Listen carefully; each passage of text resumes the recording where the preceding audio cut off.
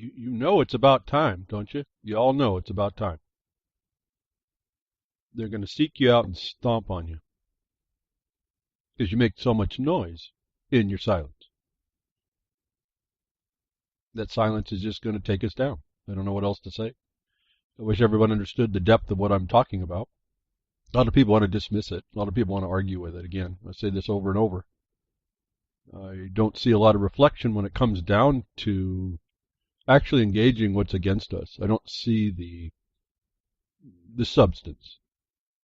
BTWRLM230. For those of you that think that I just have this idea or maybe arrogantly understanding things, it just doesn't play out. The facts show us that we don't respond the way we should. And so I come back behind the woodshed every week, on and on and on. Notwithstanding my misgivings even. Notwithstanding looking out and seeing that there's just not seemingly the response. But during the week, there's response enough in little ways locally.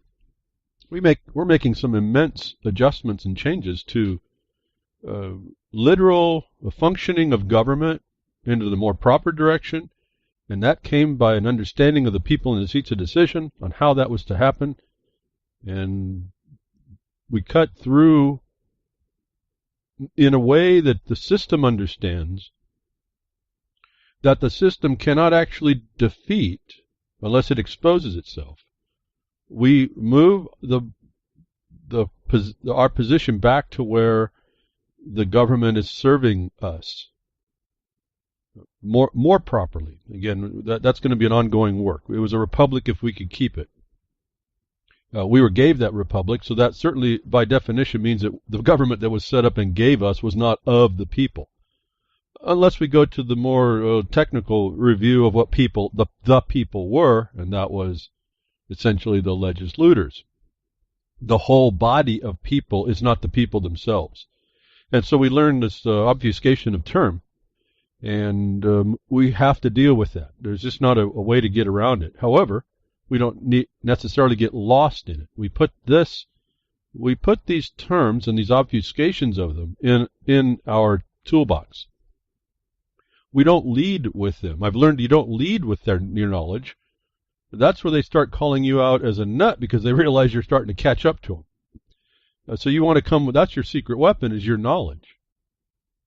What you end up putting out is not what you know, it's what you know to do to, in one regard, educate those that are not necessarily, it could be your allies and actually on your side, which would be hopefully most everybody in government eventually, against those that have come in to usurp the whole system, which would be for the most part all the bar members, all the political parties themselves. And some of you may be shocked when I say that.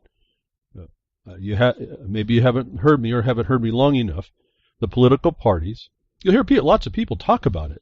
Oh, it doesn't matter. It's what have I said a long time ago? It was the opposite wings of the same bird of prey, these political parties. We can say all that. The point is, did you go test it? And I have with my colleagues in 2013 that we sued both the political parties, and they didn't answer. So in law, that's a default. We got their admission that they are the wings of the bird of prey, and we can rely on that. It's not just conjecture or opinion.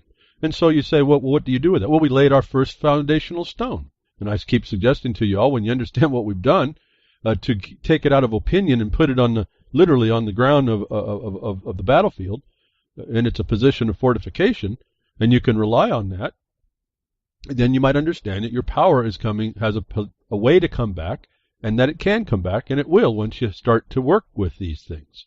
Don't fight with us or me. Bring the foundation of your next stone that we can step across these floodwaters that have put over us to inundate us against our better needs. We see this all the time. We see those that are in positions of authority, and I'm talking about the ones with the power to hurt you. Those are the usurpers that come when they actually come to threaten you. or they do it with a big smile and a hearty handshake, and then they stab you in the back. And you may not see all that coming, but if you listen to me any length of time, you start to get the sense that it's seeable, it's predictable, and if that's the point, then you got two witnesses of a potential future that's more likely a probability. And broadcasts, I've been pointing out throughout the broadcast that there's of the numbers of possible ways to look at what we're in, and these are really just to put ourselves in a frame of reference so that we can move from what we understand in our each individual perception. Each one of us has a perception. I give you many examples so that you can at least put yourself in one of those perceptions to more accurately come from a perspective that will do you the better good. You can make up whatever you want in perception as long as it's the right one. You can call it anything you want. I typically will use what I can find in the law, which is a military consequence for our outcome, or we have the corporate overthrow, or we have an international imposition, usurpers that we come in. It just depends on how you want to look at it. It will also depend, when you put yourself there, on how you'll proceed through defending or advancing against this thing. That's all that I'm trying to do, is give you a perspective, to change the perception and to move us along. If we don't have that perspective, we don't have a proper perspective, we're really doing nothing. And we won't know that we're doing anything, is the other thing. But I've been putting, at one level, we put the country, the United States of America, in particular its government, called the United States. They're two different entities, if I can call it that, identifiable things. The government is the United States, and I've told you it's a military terrorist in the world. And you may just agree with me in just the observation of it, just because you're up against your thoughts about what governments are, and you just generally dislike governments, or you can just say, yeah, it acts like a terrorist or whatever. But I'm not talking really from that either. I'm saying it's demonstrably a terrorist in the world, and not by opinion, not by my even thought. I'm in one way, I tell you, I got a little guy in me. It still wants to. It's the little guy in me that believed the world was a grand place, and I think it is a pretty neat place. But I found out we were all being deluded on purpose. And that finally came to roost quite a few decades ago. And I had to ask the question, where did America go? Well, it went to all these places, and it went through all these obfuscations. And it's not enough. I'll just tell you, you can listen to lots of people that will tell you what it's all about. And I do that here just to give you a context, but then I find we have to move on. Now that you see that, what are you going to do about it? What are you going to do about it? It's not going away. The reality is what's going to have the power to affect you. So those things are not going away, whatever you describe. And so we have to come to terms with that. And for me, because I can do this I call it, in a way, the analogy is the fractal. The smaller part references the larger part. The micro is the macro. The processes that get us in our smallness also develops into the largeness. You can develop it as the pebble in the ocean in a pond, that the ripple goes and touches everywhere. You do those a couple of times, and now you get interference patterns, and then they can summate or they can differentiate. And so this is all can be reduced to whatever analogy you want to build up. I just bring different analogies, hoping someone will pick up on even a glimpse that's close enough for them to pick up on it and get to a better understanding of what's going on around us, to do something. And that's where I see the tear. I see it all the time.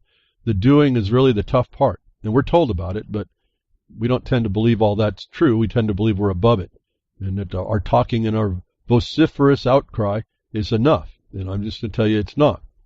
Getting over to the United States government, I've identified as anybody could just do this on the looking around and just have a sentiment of it, but I can show you right in the international law that the United States government is a terrorist, and it's a violator of international law at every turn, and it's a war criminal. And it's not even I don't even have a thought about that more than just to tell you that's a fact. You can just agree with me in just sentiment, but I'm asking you to go through and prove it, so that we get beyond the fact into the objective basis, what I call you the black and white. Go find it, find the elements of it. Don't make your opinion. Find the facts, state it, put it down, and delineate how an act is a crime. Don't just say, oh, that's fraud. Figure out what fraud is and go find the element someone's doing and perpetuate it. As I've been telling you, the courts, there's no district, United States District Court, but two that are competent. And I told you Ranchero 42 was on it last week. We talked about that. I hope you did tune in and listen to what I was talking about. It's very, very important I was talking about. Interestingly, again, I noticed that the listenership was down on those times when I'm giving you some instruction on how to go do, or actually how to do better and to protect yourself against a deception. And I told you Rancho 42 was all hot on it. Well, during the week, Rancho 42 did some research and found, by reading what I told you to go read, he read that he found one, and I'm going to say it that way, one of the proper courts in the body of the law that I was talking to you about last week to confirm at least half of what I said. Now, I purposely, and this is not a plan, I just have a lot of time, not a lot of time on my hands to get into it, and these discussions can get pretty deep, but I did not respond to his finding of the one court.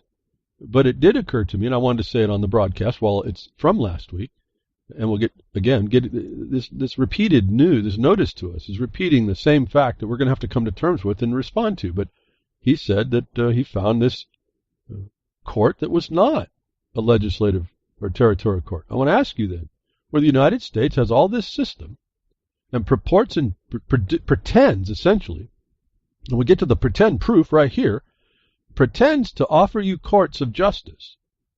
And I'm notwithstanding any corruption or anything like that, but offers these courts that the statutes tell you have a particular authority, and you disregard it, you're going to walk yourself into a problem where Rancho 42 found one of the courts that I was telling you about isn't one of the courts that most people go to. There's only two of them. I want to ask you now, if Rancho 42 just found that even one of those courts was not a proper court of competent jurisdiction in all the courts that are offered to you called United States District Courts, and that did not include Nevada, it did not include Portland or Oregon, the Portland Federal District Courts, United States District Courts, how are those people being run through the federal courts there in a court of competent jurisdiction? You don't even have to know, if you were just to research that much and find that one court being distinct from all the others, and it's not the court you're in, that is the proof that you live in a deception. You are living and looking and watching people control you that have no actual authority to do so. And this is my frustration. It's a big, big frustration. We can talk about a lot. We can even mention the acts of the Congress that show that this thing's all a setup. And none of us know how to take the position further. It's really disheartening a bit, but anyway, we work through that. I keep working through that. I find people that will not tolerate that and keep working through, not necessarily on this issue, but others. And so it gives me a little bit more impetus to keep moving. That if Rancho 42 could research it, you can too. And he did it pretty quickly. Can't say, I don't know what the actual time was, but in a couple days he came back with he had found something. And I said I didn't respond to it. It wasn't out of a slight. There's more to find. I also didn't want to talk about it on the internet. I want everyone to make the decisions. They need to see the black and white, how this works. I'm going to ask you again as you're reading, so maybe encourage some of you. You go find that one, even that one court. If you find that one court that says it's not the same as the rest of the courts that you are fed are right and competent, then what are the Bundy people talking about? What is their plight?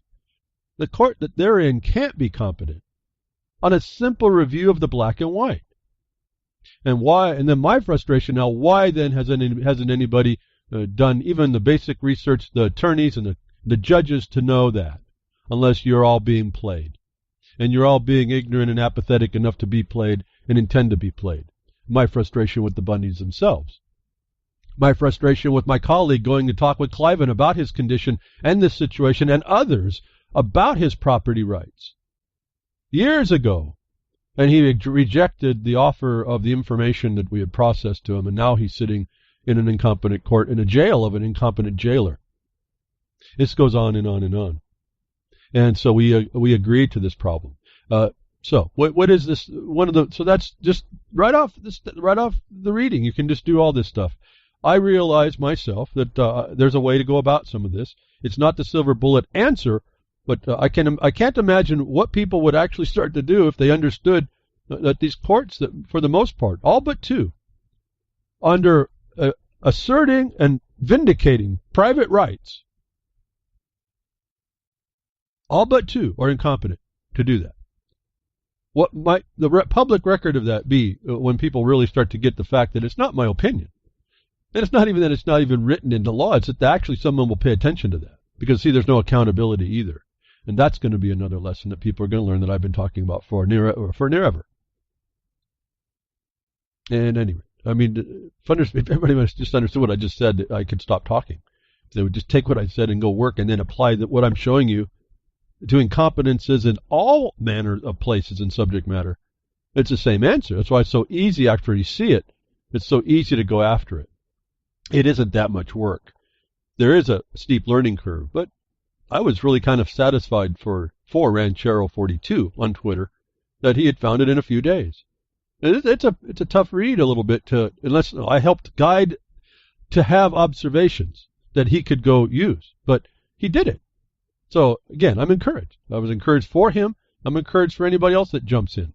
The thing is now what do you do with that? And now you see what the failures are in those that claim to be your protectors in the Bar Association or the courts, to stand in the gap between the failures of the attorneys who only practice and those of the ones that determine law, which are supposed to be these judges.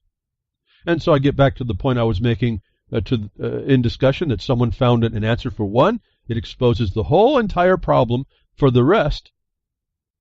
And I ask again, then how is a judge competent, no matter whether or not it has Article 3 competency?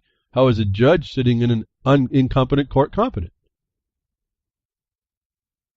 And I'm talking about the commissioned judges. I'm not talking about the magistrates, which are completely incompetent in the proper jurisdiction, and the senior judges, their commissions are retired. I'm not even talking about those, which maybe they'll tell you that they're competent in a court, but they won't tell you whether or not that court's competent.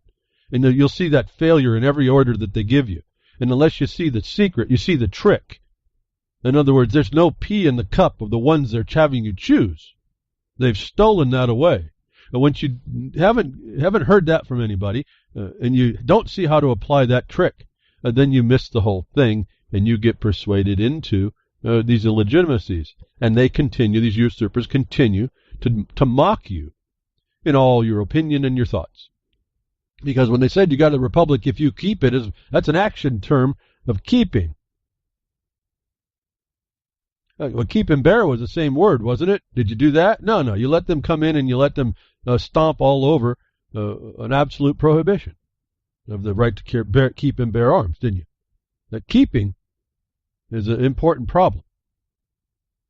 The keeping is an important word and term, and it's a keep. It goes back into medieval times, and it used to also be tied to your castle, the castle keep.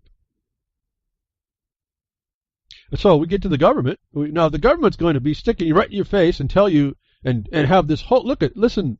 The whole nationwide system is a corruption, and yet I hear nobody talking about it. I hear nobody challenging it. I hear nobody making the record for it, even if the corruption is going to interfere, to let people know more clearly what's going on. If the government's willing to do that to you here, as I keep telling you, whatever's happening out there in the international sector is happening and happened to you here. That you don't see the bombed out buildings and the destructed infrastructure and the facade and the stage play that you are part of. You miss the movie. You miss the entire story. We have another effort. I keep telling you more evidence. The carnival mirror we look at over in the Middle East, which is not a carnival mirror to be disregarded. This is real people really dying. Real people having their nation destroyed. But it's a carnival mirror to us because it's so contorted. We don't recognize that our nation is as destroyed. We keep making it up.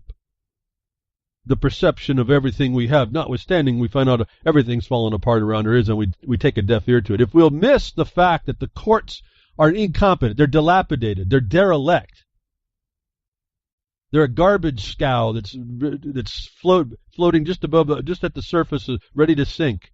If you don't recognize that in your courts, notwithstanding the murder memo that said the United States will not have anything judicial happen, if you miss the derelict nature of your courts, how are you going to notice anything else?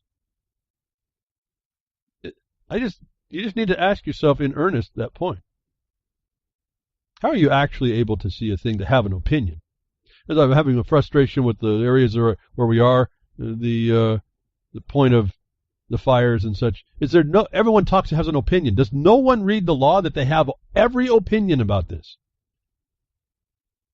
The law is pretty settled. It would probably be no subject matter to speak about if you go read the law. It's a one sentence.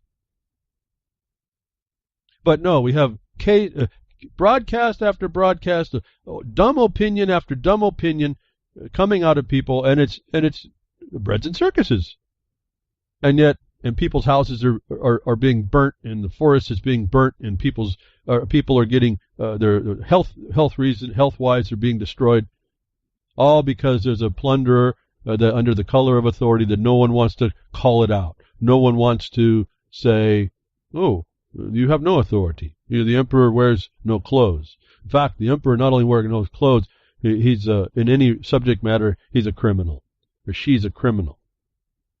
And we have to keep that away from us. We have a duty to arrest. United States airlifts Daesh terrorists in Syria for second time in a week, is reported by Press TV. Whatever you might think about it, it's another just a point to touch on.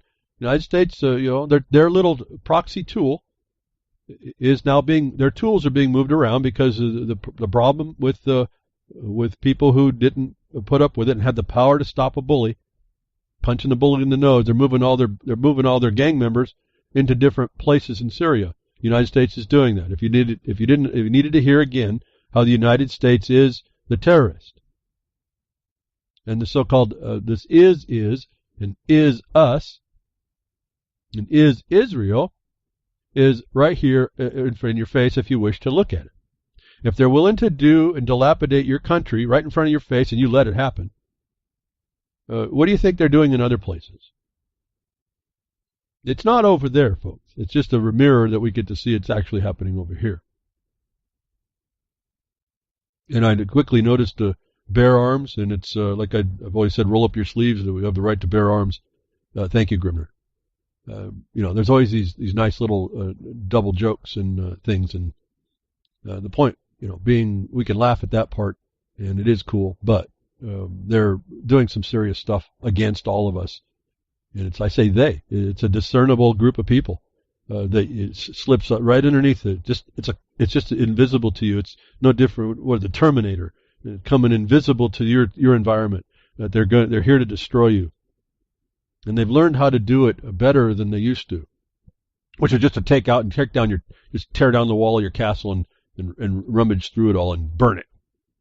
Now they say, oh, well, I can use that castle. No, I can use all the serfs to make food, and you see that in the Libra code. Leave the producer alone because he'll provide for you. Don't harm him too much. And we don't take this seriously, what's going on. And so I'm fine. I got to one tab. That was cool. So the United States government is a terrorist, moving its tools and its pawns around, its fodder, to interfere with someone else's government. And we should not, as a people, be okay with that. Well, why would we be okay with that, I guess? As one thought occurs to me. Why are we okay with that? What I was also telling you about the military connection. What they're doing over there, they're doing over here, and they're gonna be bringing it on, and everyone recognizes this. Battlefield America. We know the cops are getting their military weaponry. They made laws in order for the local governments to pick up military stuff. And I said that's just them slowly rolling out the fact of your actual existence being under military command, and people have a hard time understanding that, and they haven't really, if they haven't read the Libra code, which is the plan. If you go look at it. It tells you you're not going to recognize. This thing is going to be something you don't recognize. In fact, they're going to be those that are making everything look normal may actually have a known threat against them to expose to you the military nature of the control, because all civil outward fascia will look normal under a military occupation. And I've asked, and no one answers me, how would you know that you lived in a state, in a condition that was the fact? Robocop reality. Massive military drones could start replacing police helicopters. Why military drones? This is just more evidence to me of the fact of you live in battlefield America. It's always been like that. Now they're letting you know. And military drones are, remember we heard the news, it was coming. Here they are. They're coming right around the corner. I want to read it. Just the headlines just tell us it's here. You can read the story. I could read it to you. They'll just tell you exactly that they're doing it. And what do they refer to? But Middle East operations. The mirror that's coming to America, as I've said it. I've told you this was happening. I was hoping more people would listen and pass the word. And that doesn't seem to happen. That said, Minds.com has been pretty good at passing at least lots of views, which I hadn't had before, so I appreciate that connection and everybody that helps to pass the message through that. Lots of places to listen to the broadcast, much, much more than we had before. I'm not so sure it's still better than having a cohesive network, but that's not for me to decide now. We're where we are, and we have to go to lots of places with hardly a nary a lineup of hosts. And I understand it's to say UCY.TV. Those of you that listen, I think I was hearing that I asked about Clint Richardson's going to be coming back to UCY, I understand, right after this broadcast on Sunday. And he'll be coming in with a produced broadcast live and pre-tape. So for those of you who want to listen to Clint, he'll be on live right after me, which I think is important for live interaction. I think I thought that was important for Oracle, where I was, that we had that connection to people. It's not just canned stuff passed around all the time. So it'll be interesting. I won't be able to speak to what I'd like to be able to integrate with more hosts to get the message out a little bit cleaner. Because there's still things that we need to work on, even in other hosts that I listen myself in the way I interpret things. I don't get stuck on the definitions more than where are we going to use them and how's that going to play for us? And what do we need to do to get around the traps? So I play a little different that part, which I probably could bring some insight to. And I like to speak to all that, but someone coming after my broadcast is a little bit difficult to speak to. The point is I think we all have integrated information somewhat, that you can start building the things you need to really take this thing and work it as you see. I told you. I'll just read according to defense contractor that developed the Predator and Reaper drones for United States military operations in the Middle East, drones will have begun to replace piloted law enforcement helicopters by the year 2025. Is the military in your face coming at least by 2025? I told you this was coming. I told you this was going to happen, and they're just rolling out the consequence from happening way back in 1868 or so, when they made it official, gave you exactions of every kind rights equally. When they destroyed the southern five southern countries, made them dependent on the Union, the Yanks, under the cover and color of slavery, and then imposed slavery as a consequence, and no one understood that. Remember, Title 42, Section 1981 says those new freed people will have the rights of a white citizen to pay exactions of every kind. For all you all getting lost in this Nazi Antifa nonsense.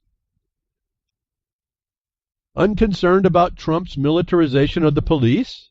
This database shows what your local cops have. This is being so rolled out now, it's not even hidden, that the militarization of the police is really just the transfer to the truth of what they've always been. And if people would have noticed, the government never served you, and you go to get service from them.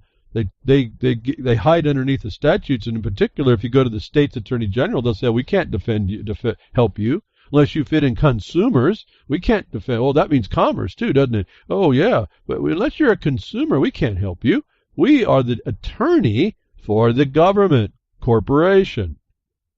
So everyone didn't understand this whole thing has changed a long time ago, and it doesn't work for you at all. It uses you as an excuse to give you more exactions of every kind. And they're coming with the military again. And now there's even a database. The information is so available, they're going to stick it on a database for you, and you can see what your local cops have. Full notice, right in your face, folks. There's no hiding this stuff anymore. And you're hearing direct relation from Syria and the machines of war that they use there to come to a locality near you. Shouldn't be the function of an opinion any further, and should be a bit of an alarm. And I don't know why it isn't, more than just to cause us to do what? Yak about it. And they base it all on what? On their presumptions against you. They just assume something is the fact, and that's good until you can overthrow it. Why it became so important that we started to engage. You know, as I just think about that, everywhere I've helped people that they engage where we have found you need to, and I'm talking maybe particularly to producers, mining, water rights, all this kind of thing, property rights, patents. They don't have the problems I hear lots of people having. And those that don't have a ton of problems. And so we have these proofs coming along that notwithstanding what we see as the military consequence that's happened long time ago to us, we can still walk in the middle, in neutrality, in the narrow path. And that neutrality speaks to international law. And so we have the ability to see what we need to see and do what we need to do. And I'm just flabbergasted not more people pick that up. I was excited for Rancho 42, whether or not he understood what he's found. The fact of the distinction, and even one of the whole mass, exposed the problem, exposed the failure of Nevada courts and the Bundy problem, exposed the cruel deception on everybody, exposed there is no judiciary already except for those two courts, and as I told you before, those courts may not actually be available to us. And let me just expand on that just really quickly. For those of you that want to go to find the appeals court back there at the Federal Circuit, the Federal Circuit Appeals Court, and go look at their website and tell me whether or not they admit or not, whether or not, what jurisdiction they're in. They'll tell you what they are. That's a pretty fascinating court right there. And it's an appeals court. Anyway, getting back to this knowledge that we're supposed to have that we don't, getting back to the assumptions made that are not, getting back to the wrong assumptions made that we live under that harm us, that we don't throw off.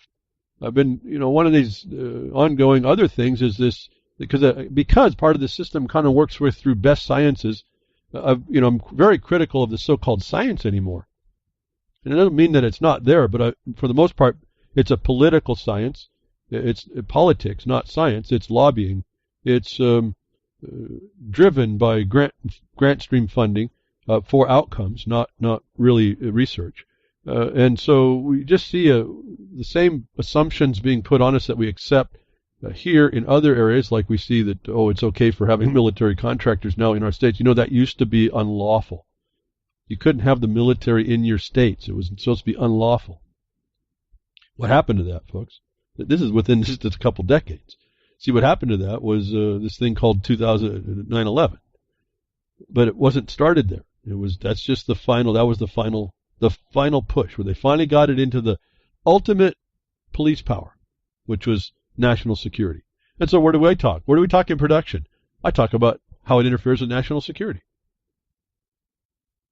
So we go occupy the same space in law. And since we're the support and foundation, and you are too, whether you know this or not, whether you want to agree to it, or whether you want to just stick your nose up in the air and say you're not, just to cross your hands in your legs and just say, I'm not going to support any of that. You're doing it even in that action and doing nothing, but you're not doing it in a way that protects you. You're doing it in a way that they use against you. That you go out and you present yourself as someone who supports the entirety of this thing in the foundation, as Libra Code says, don't mess with the producers. You stay inside there, and all of a sudden you have a way to protect yourself. Is the law of the land.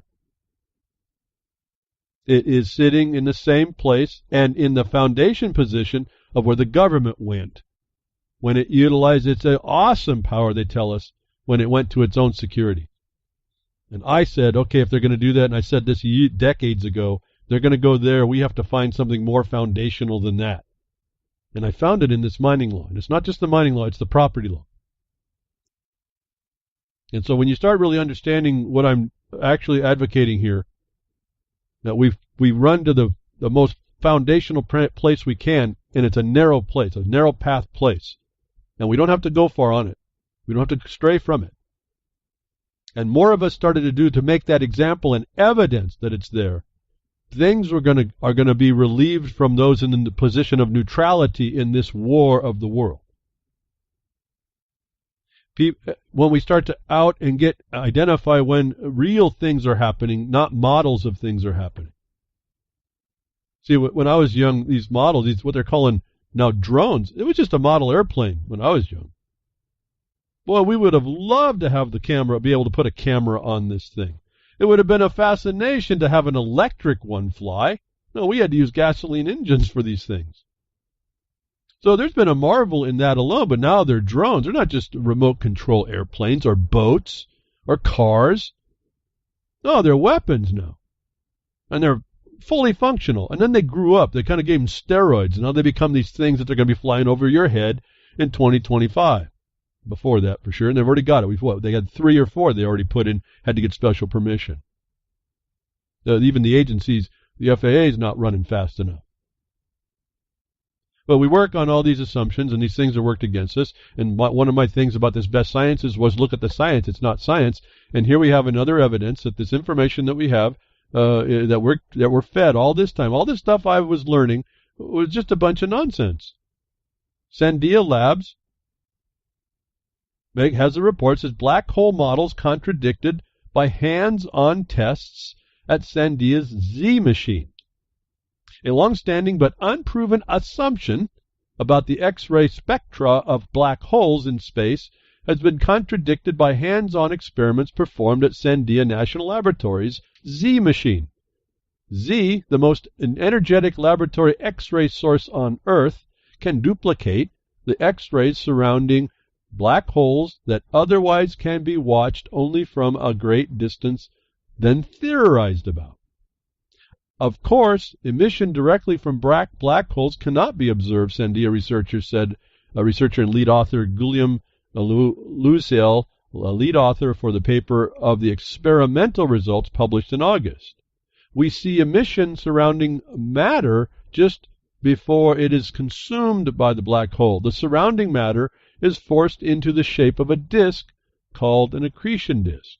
Now, based on these assumptions as well for this experiment, they were able to find out that what they thought about black holes isn't reality. Once they get what scientists do is test nature, they find out the made-up models, like Michael man-made global warming, the made-up models do not replicate reality. Remember, your AI is now based on all these unreplicable models now. Remember how this is working. But they went through and found out that they cannot replicate reality in the models. It's going to cause a complete rethinking about what's going on in space. Is what I've told you, you have to take note of when you see the system failure this huge, how do you pronounce that, huge? How many pronunciations of that we're going to have now? It's big, folks. This is showing you that so-called science is politics driven, and it takes they're getting so far off the mark, someone had to actually go do something. You had to go do something, folks, to find out what reality would say, even though the assumptions made in the experiment were assumptions. They found something that would discredited the entire field.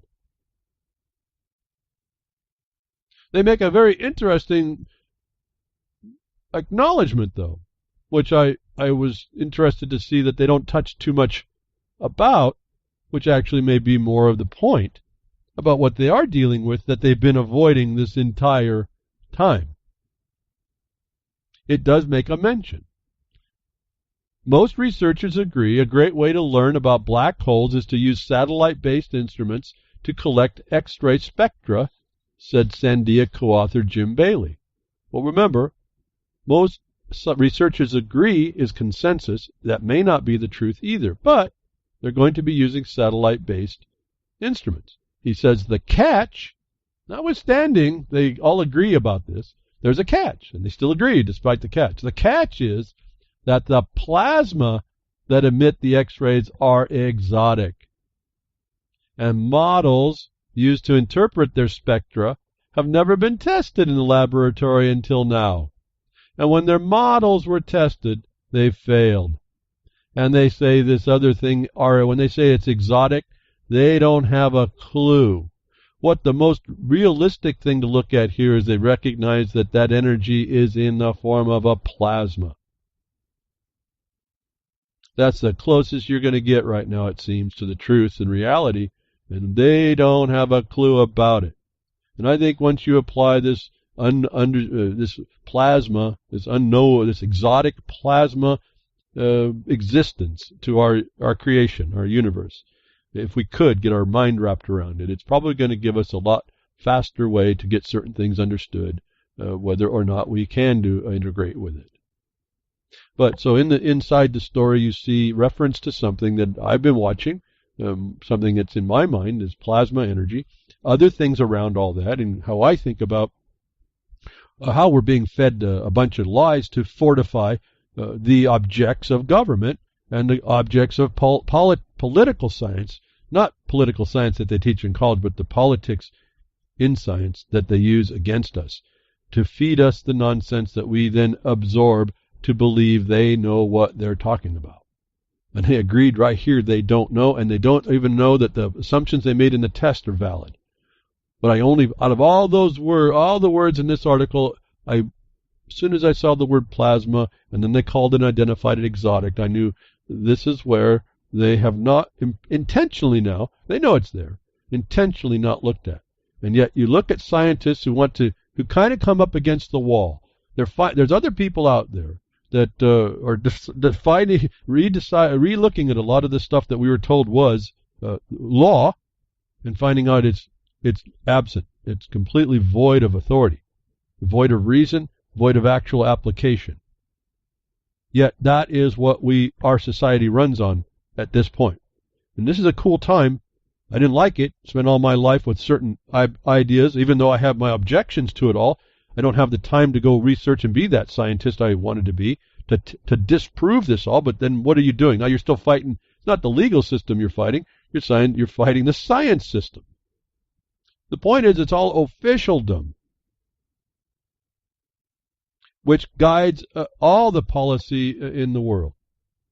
And if you don't understand where you get the evidence for these things, these anomalous characteristics in the so-called science, when they're bringing best sciences upon you, and you don't have the questions about the question, the authority and jurisdiction that it has to be speaking at all, you're going to be one of the tools that you need to defeat that is being used against you is not available to you.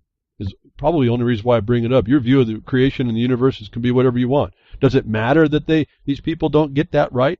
Well, not when they're looking outward, but if they take this technology on their failed models and turn it inward, like Michael Mann made global warming, then it's going to cost you. And it's going to cost you dearly, and it's going to cost you silently. You're not going to even know. All you know is that you're working harder and not getting as much.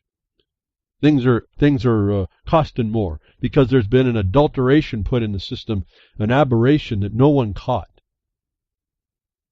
Assumptions made and things applied that were not understood and not correct. And nobody was there to question it. How these people got here to question this is interesting to me, and the only thing I can come with is that this science so-called in astrophysics and all these other things are coming to the wall of truth. That they've been scamming everybody following dead ends. And they kind of knew it. Otherwise, why would they talk to plasma that they knew it existed without, and knowing it's exotic without having much of any discussion about that and their models and how it would interfere, or how it could interfere, or how it would cause a problem?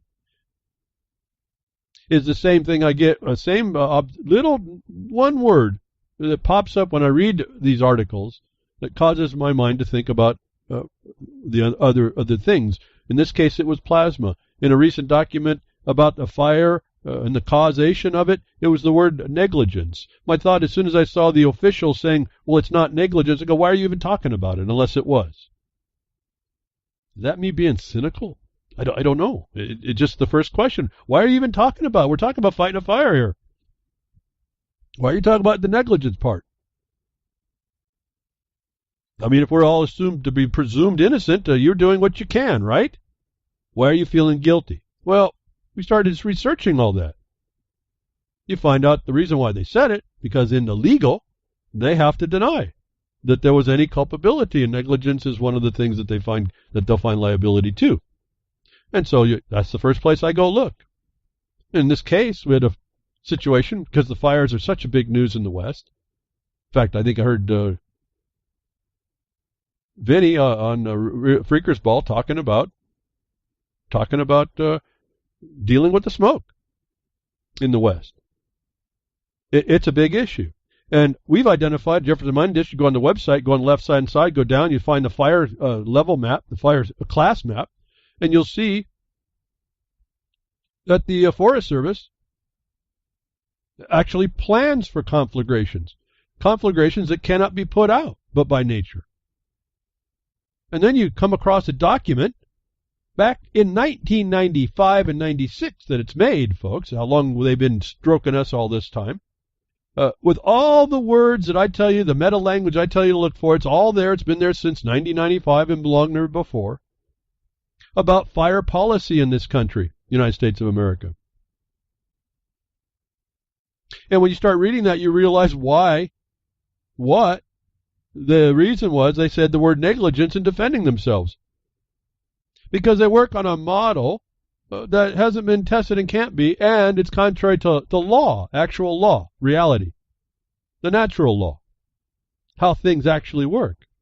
The failure in the science of trying to make a fairy tale out of our creation in the failed models is the same story in how we do things administratively in the functions of the government. I said administratively, folks, because the black and white doesn't actually allow them to do what they do. It's what they are having to be judged against, when you all know that that's what's supposed to be there to force their hand, and why they address the negligence issue. These people are at least negligence. I call them, criminals. In the case of fire, it's arsonists. These people are arsonists, and they're destroying your ways of life. They're destroying your resources. They're destroying your health. They're destroying all kinds of things, yet there's no law that actually supports it. And then on the other side, there's nobody that understands this in order to make accountability to enforce it. And in this thing about the fire, there's a fire policy that's been going down, and I had a link for the source, which was again a wilderness.net people. They got fire policy. They printed out what the fire policy is. They're all part of it, commingling all this stuff and cohorts to it. They explain all kinds of things about these processes, that how they're going to do what they think, their perception on what their new fire management plan is going to be. Well, folks, you don't manage fire, you put it out. No, what the new-fangled landscape wildfire is to wild the place. And they're going to manage fire to do that. And so they use the terms now in a different way. If you don't understand that, you don't understand that they're lying to you when they're talking to you, square in your face. It's not hard to see.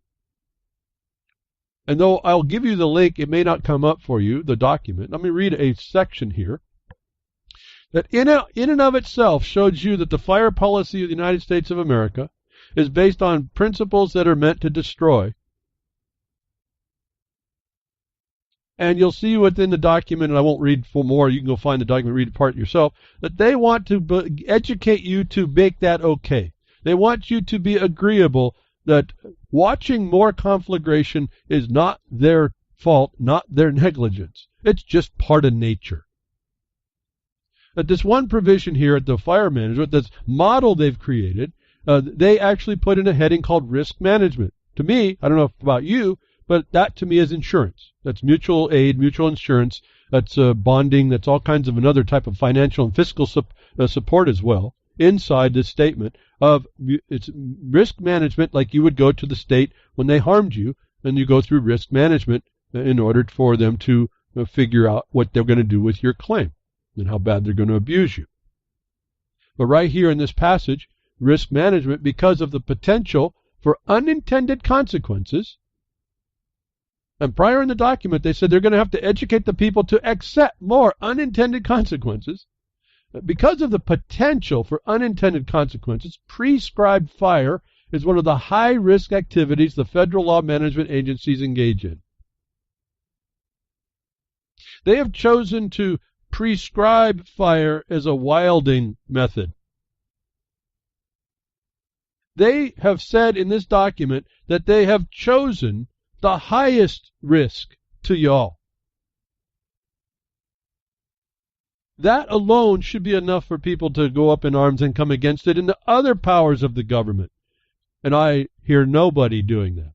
Nobody reads the law. No, you listen to the agency. This is an arsonist talking.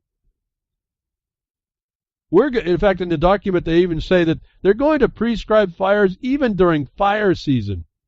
If those two right there aren't enough to tell you these folks are insane arsonists and don't have your better interests in mind, I don't know what more to say. If you won't read these articles, these documents, I don't know what thought you have.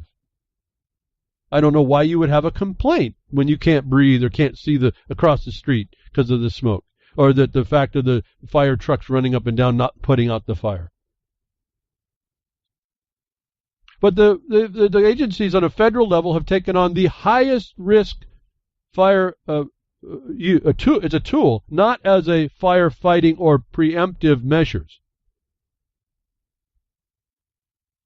Is us allowing criminals take over our country.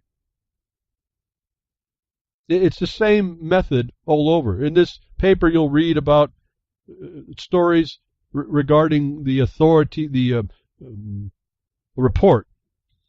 And they said that the reason why they couldn't go into fight was something called the Wilderness Study Act area. Well, nobody went to that act to go find out that it references a wilderness act. And no one went to the act that they say, the act that precludes them from fighting a fire, doesn't say in that act that it precludes any such thing. That when it's these wilderness study areas are set aside, and you see, and those of us that deal in this know it's a setup and a plan to steal more land and to put things into wilding and to put it into no use, preservation and conservation, or in making war crime action out of this as well, making your resources unattainable. And they speak to the landscape level instead of the law, which speaks to the watershed. If you're missing all these term obfuscations, you're missing the whole trick. That you look in the law, 43 U.S.C. 1782, for the excuse why in some areas they're allowing these fires to burn, you won't find an obstruction to their putting out a fire. You do see reference to the Wilderness Act. And I reference you then over to Title 16, U.S.C. And Title 16 is where the Forest Service gets their authority to do things. And I will direct you now to 16 U.S.C. 1133. And you go down to the place where it actually speaks to fire. And I'll go down past that part of the paragraph into the place I want to speak to.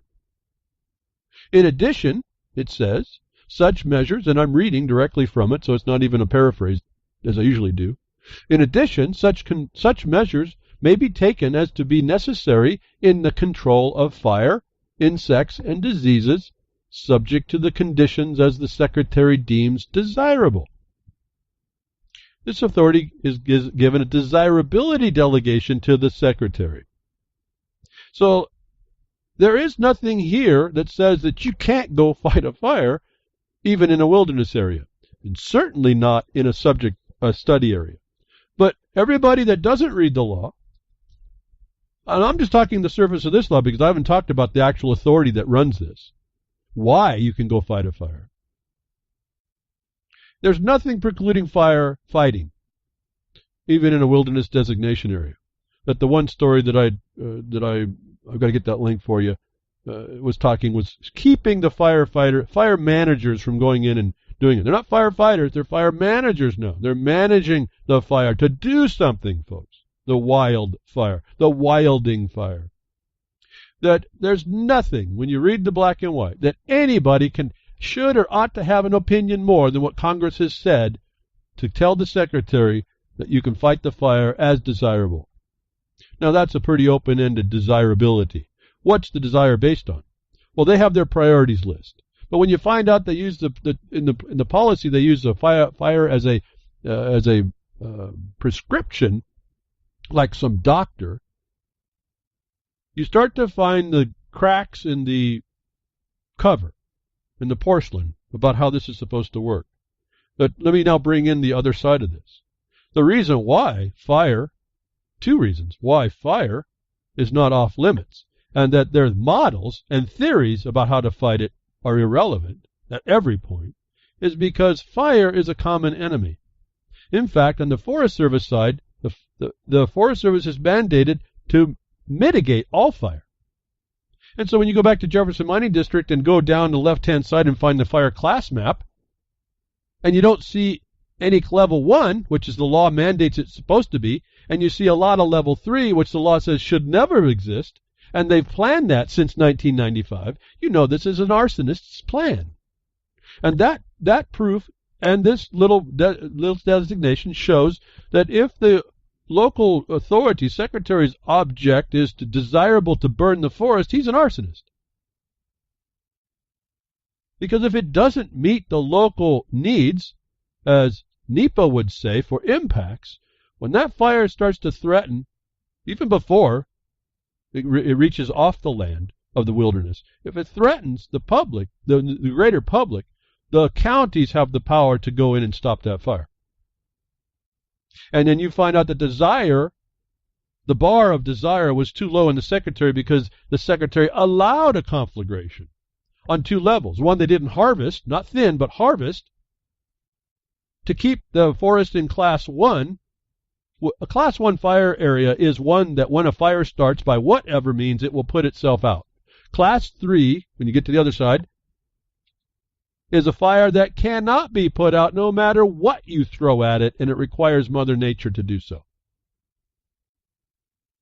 That the mandate on the Forest Service is to put the fire out and to make the situation and condition that it stays in class 1 as best as you can. The only thing that can do that is harvesting, but they've precluded that. They now want to use fire itself as the tool and steal from the counties the revenue that harvesting would give them. That thinning also steals. And when the fire comes through and burns up your areas, they claim that the Forest Service, the arsonist, has authority to dictate to your local fire crews on their model of their policy that no one looked at and said that no local government got input on. None. That the police power of the county can step in and shut it down. And so when you hear Vince talking about the fires are thick and all that, he's just making evidence to you that he's experiencing an unhealthy condition. There's also another stipulation in these sections of the law, when you go read them, that environment itself is a factor. Health, see, this is a police power, so health, safety, welfare, morals, etc., are what the government has as a power. They're referring to their their governmental police powers. So there's no authority here in its own inception to allow the forests to burn. Not even in a wilderness area. And so if we go around continually believing that these arsonists are the authority and that what they say is the law and that the law supposedly, we think they're operating the law, we just give in to them and say they're operating under the law, notwithstanding what we see reality telling us, we can only expect trouble. So do you want to live underneath the failed model of the scientists as they move this best sciences along? The fire plan that uses best sciences? The same failed models of scientists in conservation biologists and other scientists to run this political agenda. Do you want them running your life? They are. Do you want them to continue running your life? That's a decision you have to make. And I would say to condemn you. If you don't turn and find the wrong you need to make right, you're an accessory. And I don't even know what you're complaining about. And that's only on fires. I mean, this is where the place where they've set it up to burn. I don't see anybody talking. I see everyone's opinion. I see no one actually going to. I just read you the provision that says that there's no provision against fighting a fire in a wilderness area or a wilderness study area. Why isn't it happening then? Is a question to your local county commissioners about why they're not asserting their police powers in the first instance. And I don't talk out of opinion here. We're working with some counties, and we've been working one for a number of years that finally got their own plan in place and contract, and they do have their first responders can do an initial attack without permission of anybody if that fires anywhere in the county. Now, based in that, like I told you about the district court, you find the one anomaly, just the one, even though there's two, you find the one. Now it puts a question on the others. But when I have one county that can go into every area and put out any fire, what does that make the rest of the counties? But derelict. By whatever reason, honest ignorance or by plan. And we sit back and we just take the smoke. We take whatever harm is being put on us because someone some slave, employee, master, slave relationship, some employee of the government said so. Is that what your life is? You being dictated by the slave of government? The master-slave relationship? I thought this was a land of law, not men, or the rule of men. What do you think the rule of law is but the rule of men and women? We don't care one to go to the law and find out they're all lying to us and criminals. Why? So Congress has laid out this thing for us if we were just to go to that law, and it's pretty clear. You don't have all this problem when you do the law. As I've told you, the law of the land is a law of peace. When you're not living in peace and you see insanity around you, that means the law is not being applied.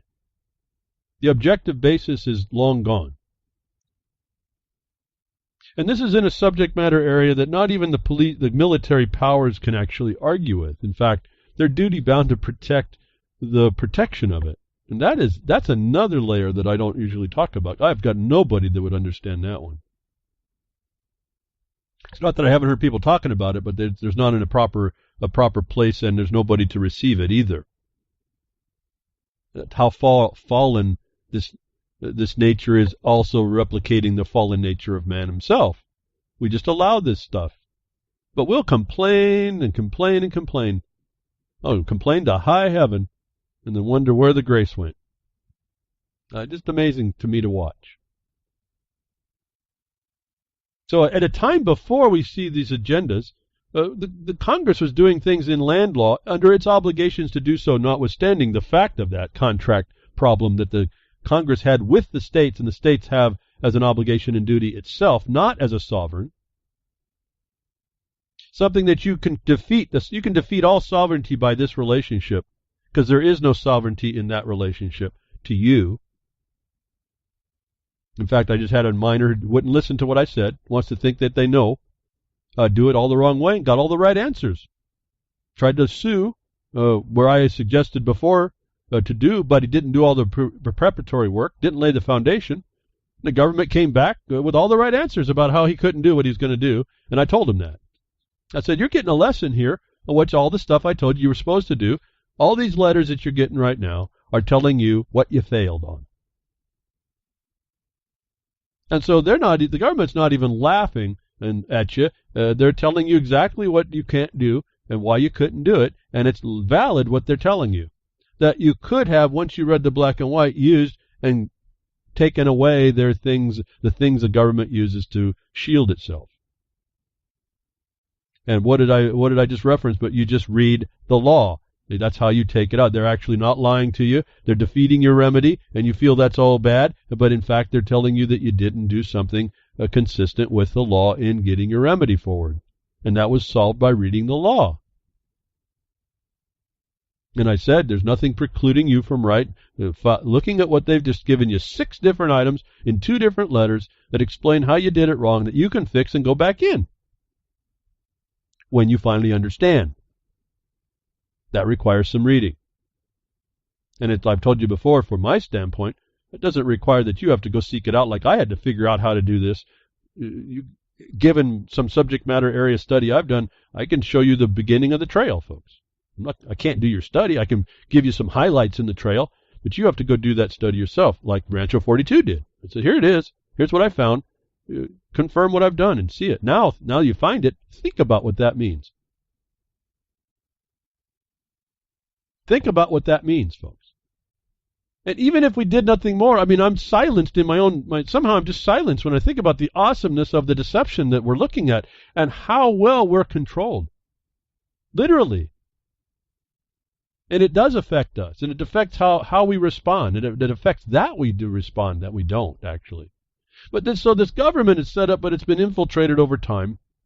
Now, I'm not saying it's perfect. Let's not get into the absolutes. There's always been something to work on. If I could say, we're a work in progress, trying to live up through our fallen nature that we're told we have.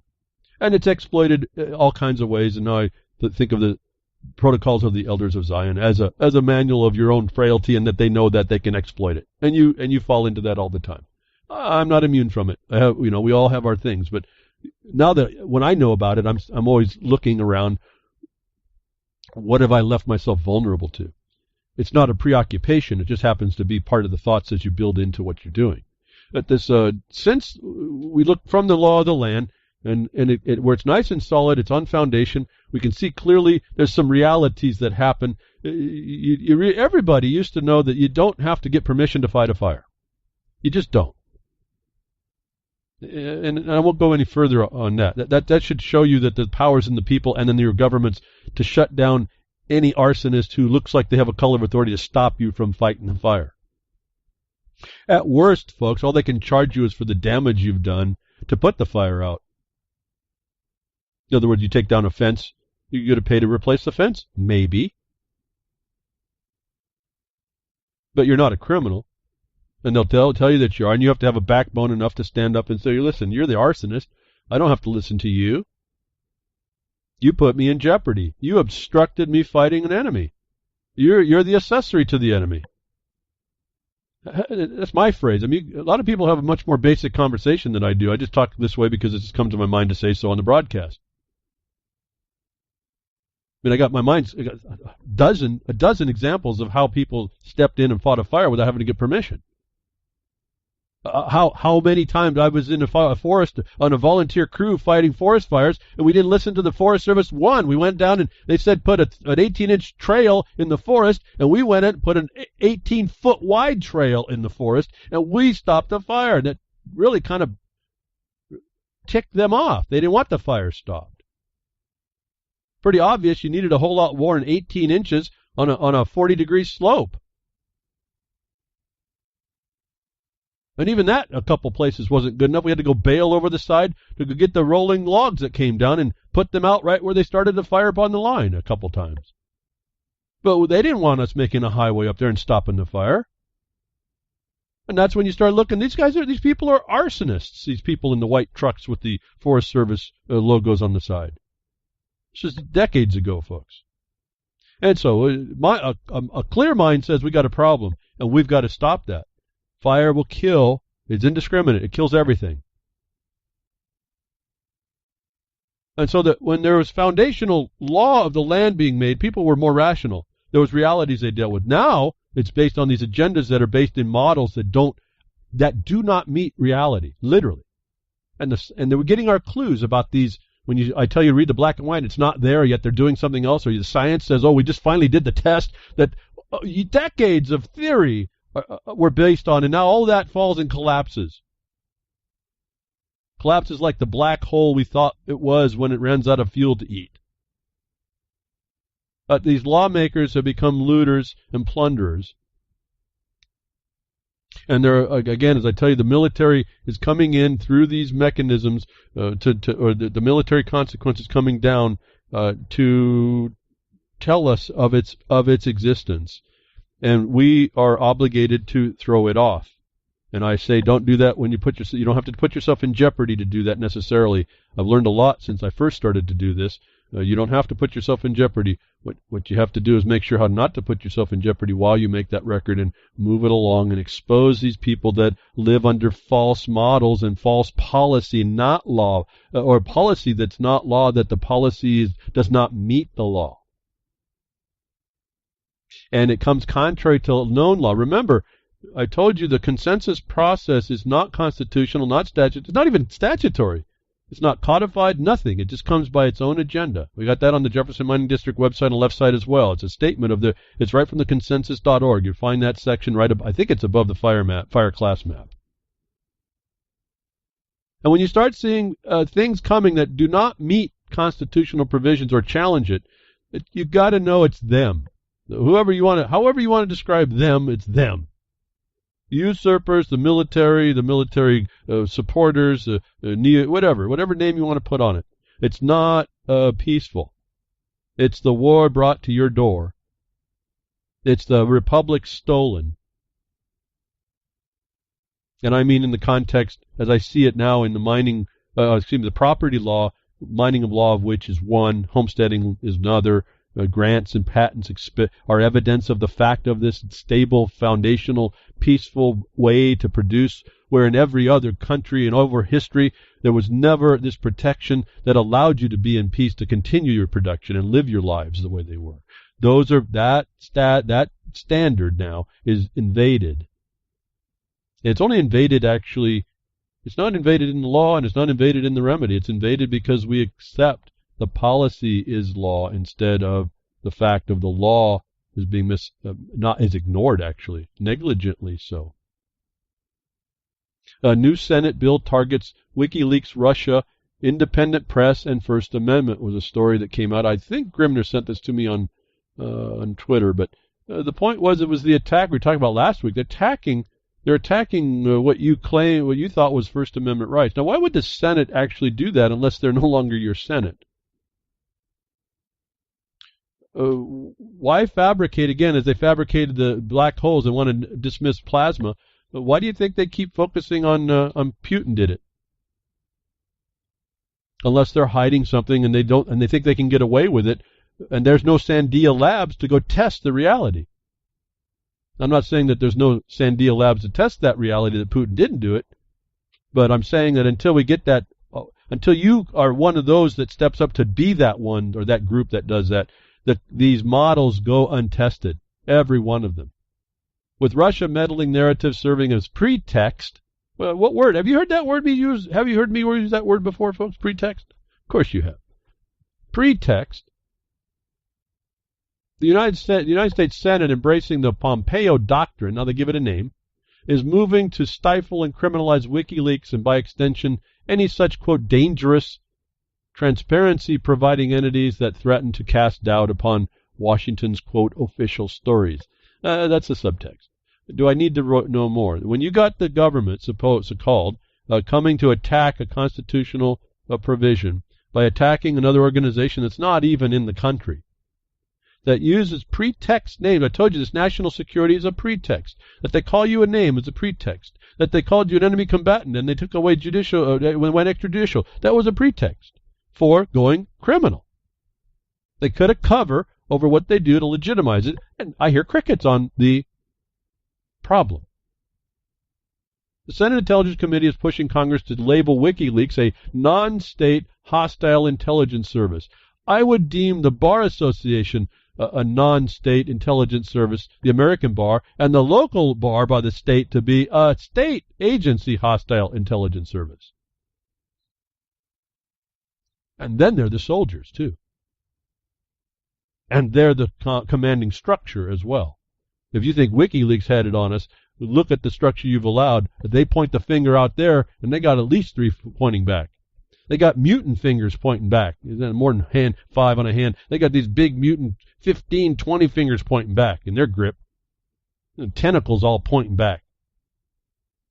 But they'll point you at WikiLeaks, and you'll agree with it. You'll not like the fact that they're going after a so-called transparency organization, a news outlet, an information outlet. I still think they're a tool, and the players keep coming, and they keep coming together. When these state things happen, they all come together, and so I still see them as a tool, but it's usable for us. It's as usable for them, but it's usable for us to see what they think they want to transform this into. Notwithstanding that, now WikiLeaks becomes the target that did what it did so that the government can tie down your First Amendment rights. How brilliant this plan works.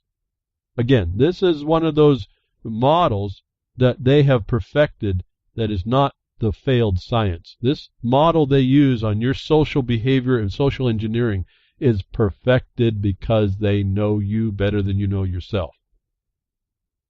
But they're working to take away the so-called First Amendment right if you haven't seen other incursions and intrusions.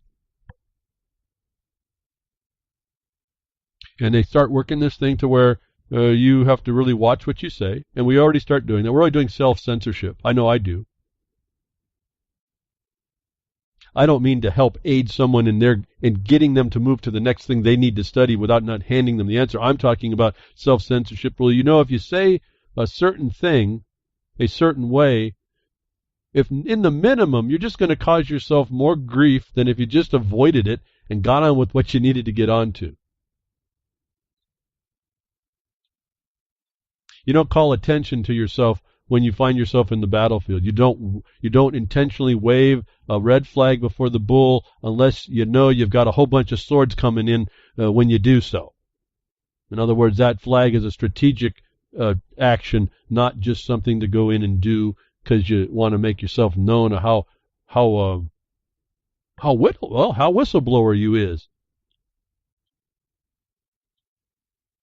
Because as we see this stuff happening again across the pond, and then over in the Middle East, it's happening here, slow motion.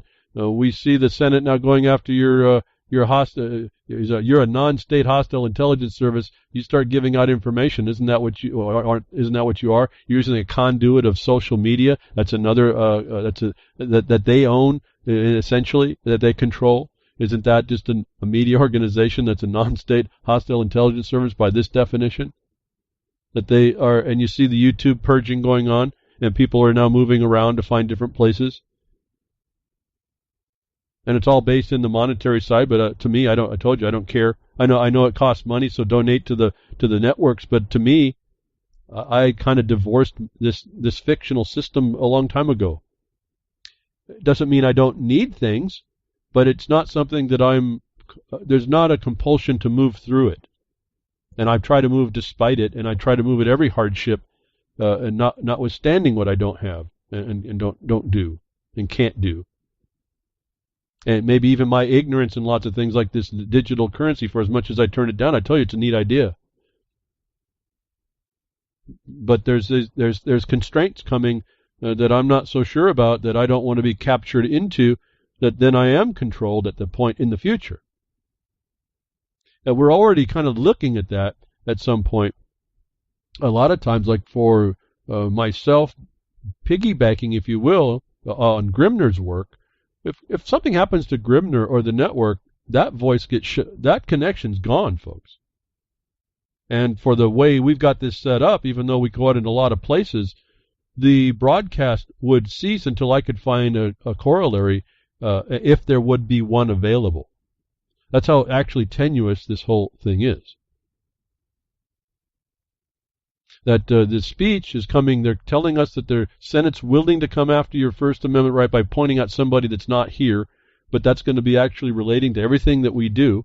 And we see an evidence of how this works already in another country. A Nazi grandma, Holocaust denier Ursula Haverbeck, sentenced to jail. She's an 87-year-old woman who's been sentenced to prison after she claimed the Jews were never exterminated in Auschwitz. Her criminal record includes 2 fines and another sentence for sedition.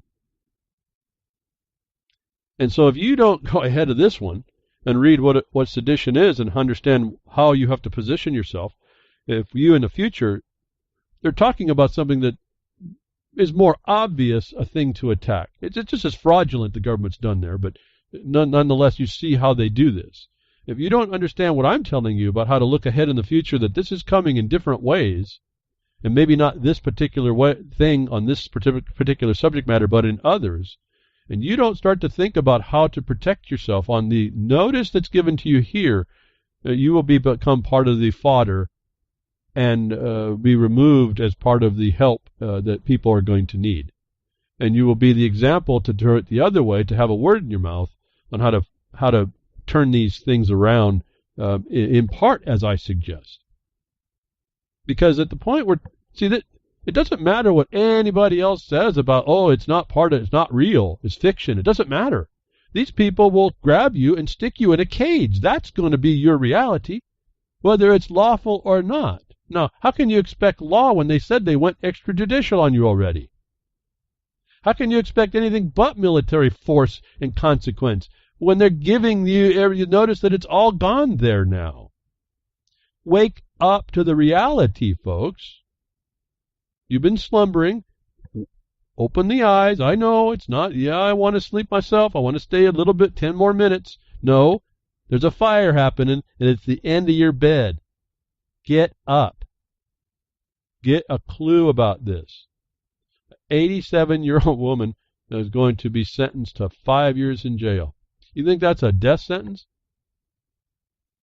No, that could very well be, couldn't it? And they don't care. And they don't care the lie that they're putting on here. They don't even recognize, when you get to the bottom of the story, the article itself says, oh, there was 6 million Jews were exterminated across Europe under Adolf Hitler's dictatorship. Oh, they've called now across Europe. And that was a lie. We found out that the people that have the Holocaust Museum agree it wasn't 6 million now with their new plaques. So this article and these people that do this to 87-year-old women are criminals under the pretext of a cause. And it's a false cause. Now, we can continue to agree with we can outcry like I'm doing right now, cry out for it, or we can start preparing and start coming to the aid of people that are being oppressed by these things. And you're going to watch locally. It's already happening. If you haven't been in the courts and through the system, you don't understand how it's happening. And so that's what we also fight that on a daily basis. A government official makes an assertion, it's wrong. We now go right to the felonies. We go right to where the law says, and we make that complaint. We don't make an excuse that it may not be executed on. We make the complaint to make the public record. And it's one of the guys that did it wrong against what I said he should have done and told him right. He did it wrong. He did say one of the side benefits of doing the paper filing, it backed the government off of coming in and interfering and harassing him. And I was happy to hear that because I thought that that's what would happen. That's usually what happens. When you have even a decent argument, a decent presentation, maybe not sufficient in law, you can back these people off as well. And so it's not a complete win, but it's the benefit to show they are paying attention, and they only pay attention to those that come back against their oppression. And the way we're learning to do it is identify even in the statutes, even the codes, the elements, the act, the conduct or omissions that make the elements of a particular statutory crime, and we make that case. I don't have to talk about history about that.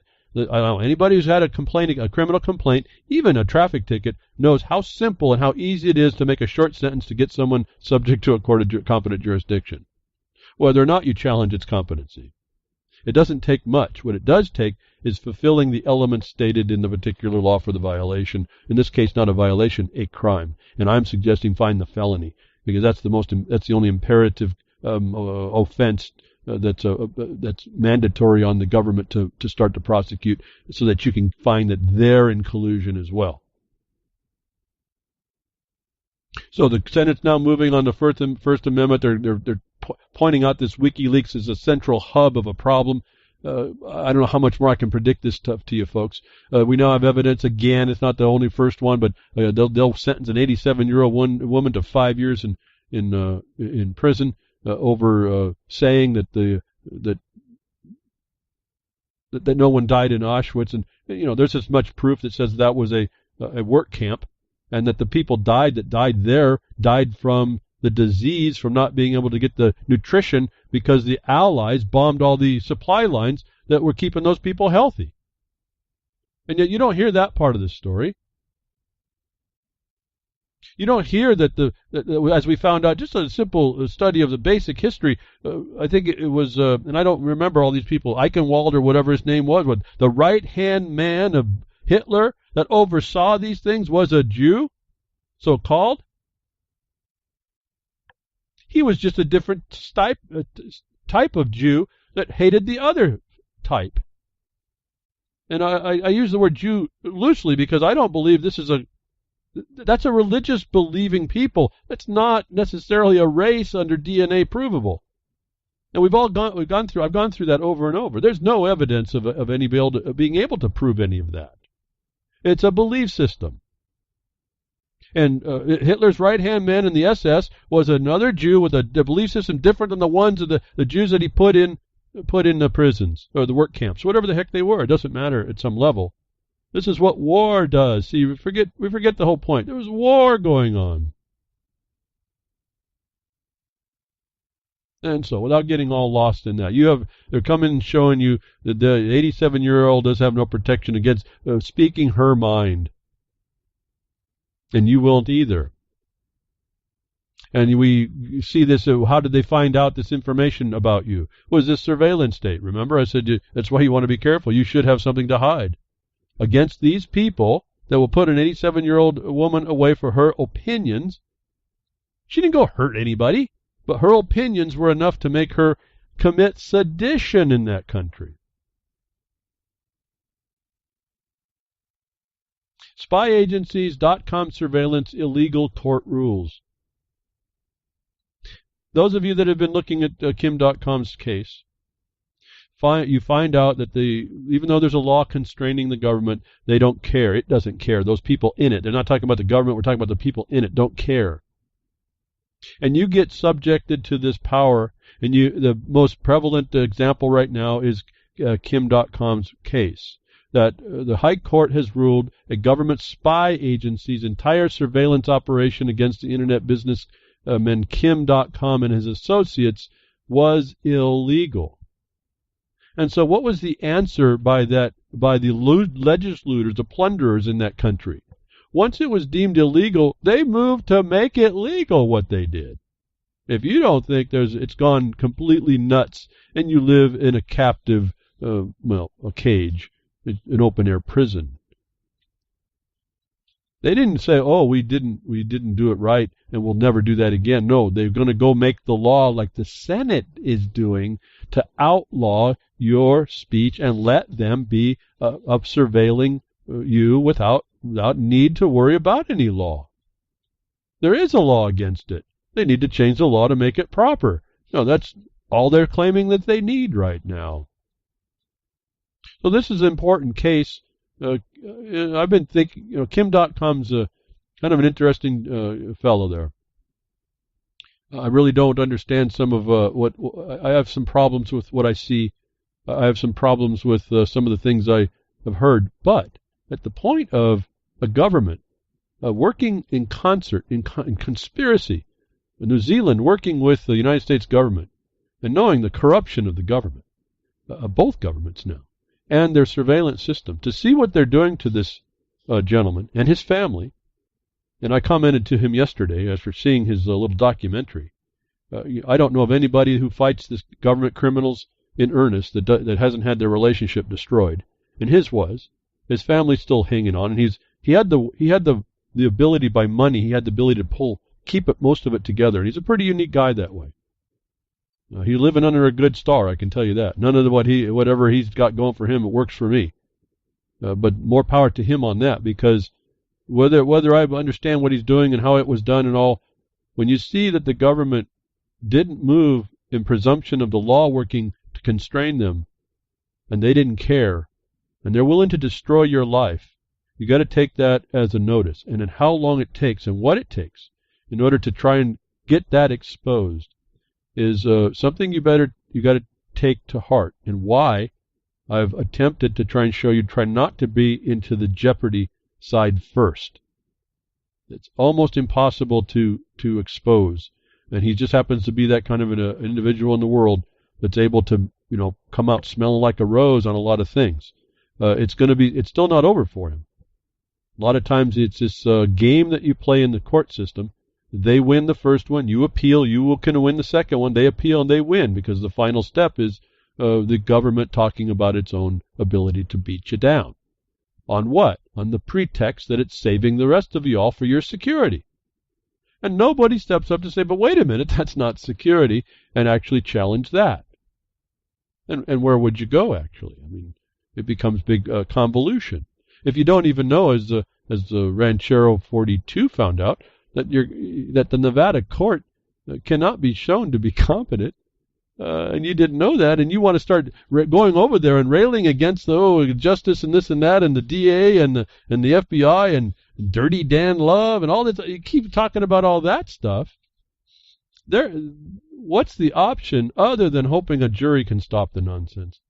Because they can't yet. They've been trying. They're working on it. They can't yet stop that jury. That's going to be one of the big linchpins. But see, they don't need a jury in order to get you tied up like they didn't need a jury for kim.com. They didn't need someone overseeing the fact that they were working, New Zealand was working in collusion with the federal government in its criminality to do something that under law is not actually possible for what I can see the charges were. A court came out subsequently and says, yeah, you can't, these copyright problems that you're claiming, they really aren't the cause. What you would be when you read some of the paperwork, you say, well, but what they're complaining of is a fraud, not copyright infringement. Why didn't they allege just a fraud? Well, if they did just a fraud, they probably didn't have enough evidence, and so they had to make a model of this monster that kim.com was, throw in all kinds of stuff, piled on, in order to make it look like they could do it, and the system, and this is what they do in your cases, they'll throw in all kinds of stuff that's irrelevant and wrong and unlawful, but because they have the power of the signature and the presumption of right, because they are the government, they can beat you down, and pretty handily. It's taken kim.com all this time to start to expose. There's major crimes going on against him. That even if you look at the fraud alone may not have been enough to get him extradited, or certainly not swatted and having all his property stolen. And if you aren't putting this together on how difficult this becomes, you're just hiding in a place and hope that this monster, this tentacled beast, doesn't get you one day. That's all you're doing. The problem with that is more people are being harmed. The arsonists that we call the Forest Service, they're now burning people's houses, and everyone looks around. Well, this is a crime, but we don't know how to stop it. I do. Why don't they? I just go read the law, folks. Why don't they? They're the ones in the decision. Why do they allow property damage? It's right in the policy why they allow property damage, but that's not good enough on the county level. That policy is not law. That policy doesn't meet the obligations and duties of the county. This action with the surveillance society, where your freedom of speech and association is destroyed, now coming into the Senate near you, is the tools that they do. They don't go and constrain themselves to the Constitution. They figure out laws that they make you have to challenge in order to destroy, then they can destroy you until you can get it thrown off, and you have to go to them to get that decision. What's your odds there, folks? How much time are you going to spend going in that direction? I will agree with some people that, well, how are you using the system against itself? Well, the way I do it is you use the system to show it couldn't go that way.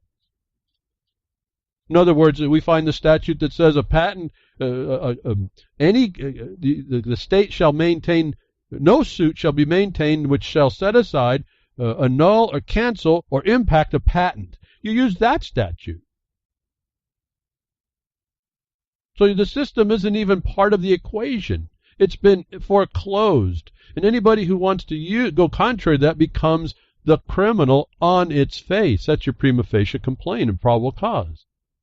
I don't know why these concepts are so hard to get and understand. It's not using the system. It's showing where those criminals in the government seats that have secreted themselves in are utilizing the office beyond what it was available, and the law also says that's a felony. And if you tell somebody the law says about that has the authority to do something, and for those of you that are keeping track, go to 18 U.S.C. sub 4, and they don't do something, they're a felon. Under 18 U.S.C. 3 as a misprision of felony, accessory. Why don't we just make these statements when, not our opinion, the facts show by the elements required by the statute that it's happened? Why don't we start filing en masse these statements? And by the fact of their lack of response by the government, disprove and the government in its purpose.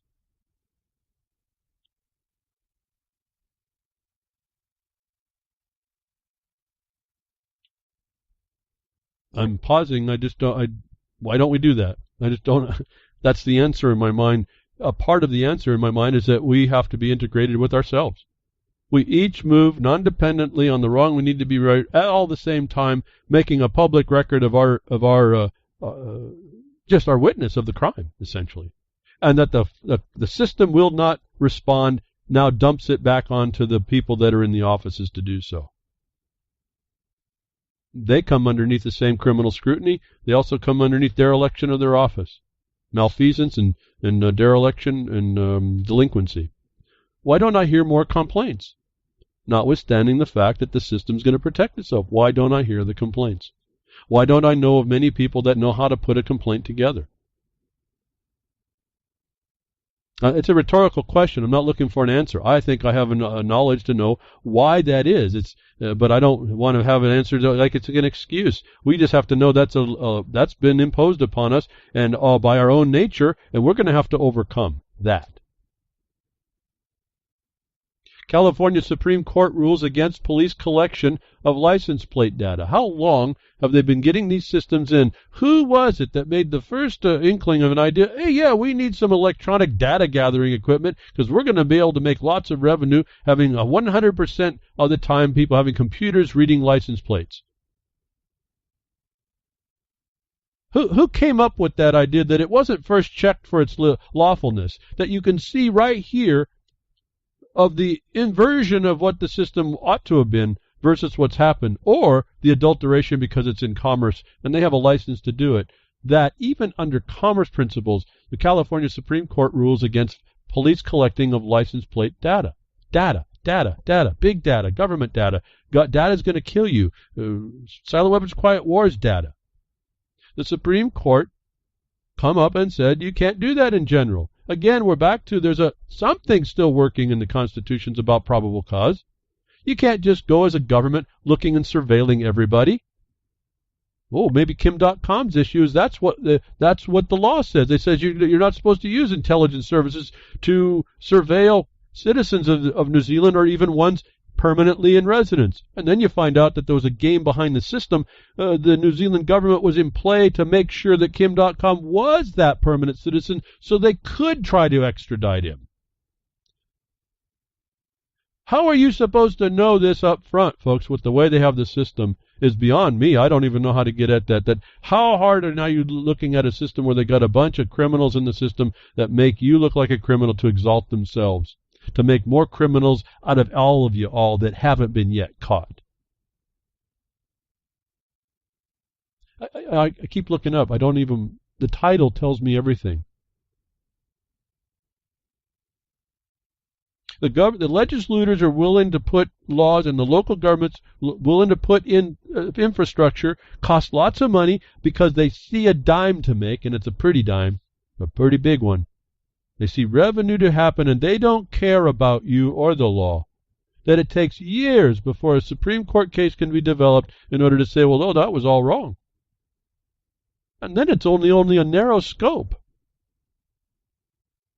Anyway, do I need to say more? I mean, isn't it enough that you hear this is going on and that society is running you down because you're letting it? On its face, I'm not even touching the commercial problem here. And it doesn't apply outside of that.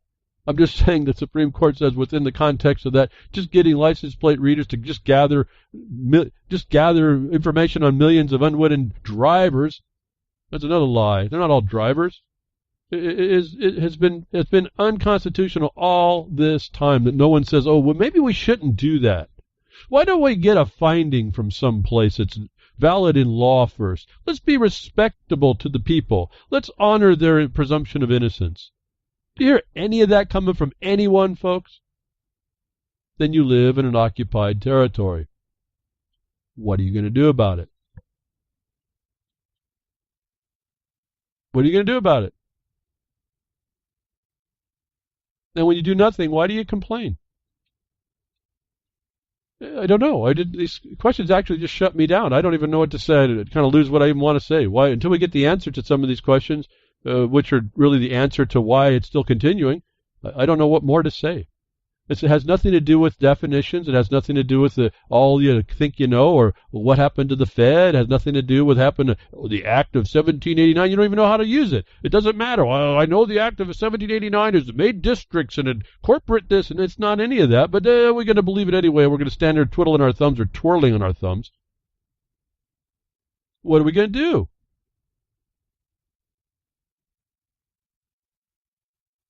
How long do we take this lie upon us and continue that it's okay, that it goes for years, people are harmed, has to go through this archaic system that they've set up in order to help the plunder, that it takes, really, not that the jury is the end-all be-all, but it's in lots of part, the jury is really the only point, and you're just convincing a bunch of people that you're going to tug on their heartstrings, you're going to tug on their fallen nature to come your way. Is the only protection we have from this, how organized this plunder is against us. This came out here. Johnson & Johnson ordered to pay $417 million in a lawsuit linking talcum powder to cancer. I don't know how they did that, folks. But here we've been told talcum powder's fine. Johnson & Johnson's got a $417 million bill now because this stuff causes cancer. And this is not the only case. How they were able to do the causation, I haven't been able to figure out yet. But there are some cases the judges said, no, your cause, that your connection to the causation of talcum powder to cancer, a little too tenuous for this court's jurisdiction. Those are interesting to read for. How did one group of people do it and the other people not? Again, a lot of these people had to have attorneys, so those apparently are doing something correctly. I don't know what the inside scam is that's going on. Johnson & Johnson ordered to pay $417. Okay, that's a corporation making it from you. You go buy their product, but maybe it's not the talcum powder product now. Maybe it's something else. But this is the stuff we go on for years. It doesn't get checked out, and then people get harmed. I just saw Frumpy said, what are we going to do? I say, I don't know what to tell you. I'm talking generally to anybody. What is the wrong you want to be made to make right? And maybe then we can start with that decision. It gives me a direction. First of all, finding the wrong you want to make right gives me a subject matter to look at, and then I can decide for myself to say something, whether or not I have any kind of knowledge in that to offer. Or I might know somebody that has a knowledge that can offer. But we could just say, oh, look around and we have nothing, oh, what are we going to do? What are we going to do? We can ask that till we're dead and nothing got happened. Nothing, and if wrong got happened, the wrong that you're looking at, that finally piqued your interest, still gets away from you. And so I don't know. That's a more difficult question. What are we going to do? On what? I ask. On what? And then it's, how earnest are you? Am I just yakking my jaw? Am I just jacking my jaw to just talk? Oh, listen, let's see how creative this guy gets on how to do this, and then do nothing with it. That's not working for me either, that's for sure. And so I have tests that I run for people and to see what they're earnestly going to do. Again, I can't tell you how, it doesn't take much to excite me and thrill me for you all that do this. And Rancho 42 did it last week, and he came up with his answer, and I'm just like, great. But there's more to learn, but man, that's pretty cool. He now sees, whether he understands this, and I hope after hearing the broadcast that if he does, he now hears that he can now look at that and see the glaring just crime against the people in Nevada that crickets, no one's talking about. Not even those that are the attorneys that claim to be the protectors of you all.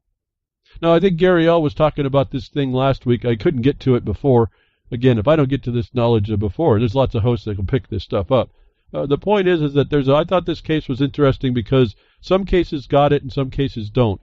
This talc now has somehow been shown to cause ovarian cancer when applied regularly for feminine hygiene. Now, I'm not so dislocated from anatomy, but the causation is kind of interesting to me here. And I don't have the time to go look at it, but the point is that they're giving you products and they go underneath these assumptions that everything's fine and it's not. They harm people, and it takes those people, while they're harmed no less, while they're under the disabilities, to come up and protect themselves. Again, if you haven't seen how absurd this whole system now is, I don't know what to say. And I wouldn't even know where to begin. Certainly not on my own. I've forgot my own way of stopping the absurdities up front. But for this, I don't know. Haven't had the problem. I try to stay away from a lot of these things. I think that talc I would be using to coat on a piece of rubber to keep it from sticking to something is what I'd probably use that for. And I don't think cancer affects rubber. So, to me, I look at it in a different way. So you can be linked up as you will. But we start doing the real tests and we start seeing real problems. The scientists just found out the whole of astrophysics may not be based on a darn thing, and everything they're looking at isn't reality, and yet they kind of know there's something exotic, completely outside their perception, that they really haven't bored down on, that might actually give them a better way to go. But no, they persist all these years without actually testing and going down their fairy tale. You live in this fairy tale, and people die underneath this fairy tale. Pesticides linked to major birth abnormalities in major new study. Sustainable pulse rates. For those of you who want to type that in, high exposure to pesticides as a result of living near farmers' yield fields appears to increase the risk of giving birth to a baby with abnormalities, in quotes, by about 9%, according to new research. Now, you can read this. The point is, I would just say, no duh. No duh. Pesticides are a bunch of chemicals. Better living through chemistry was a lie, apparently, because it's not better living for us. It's better economic living for corporations that can get us to continue to use this. And these farmers are, they just want to produce their food. They're only understanding what the science from the corporation tells them is fair and good and safe, and it's not. And then it's an excuse. Well, here's a study, 9%. Take your chances, folks. Here's a notice to you.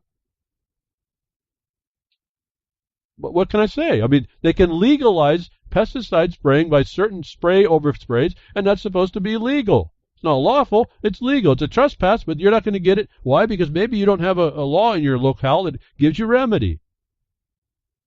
One of my suggestions hasn't been proven out yet. We're still looking for a place to do that.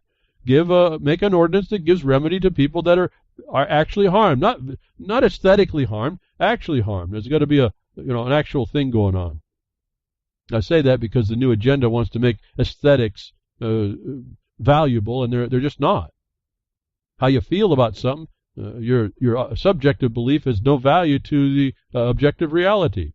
How a scientist feels about a black hole, and because he can't touch it and taste it and do it, and he gives it up into a model that comes out of his imagination, doesn't mean it's reality. It has no value.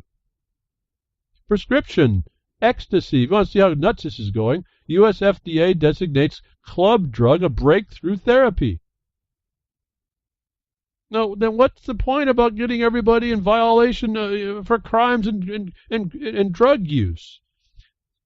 I mean, where do you start drawing the line? Well, they're not. They're going to draw the line on letting you have everything you want in a drug, wherever. Remember, they're decriminalizing all this stuff.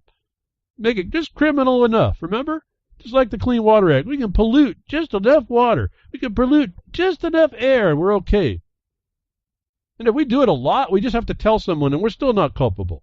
Because it's not about the clean water, not about not doing drugs. It's about control. Prescription ecstasy.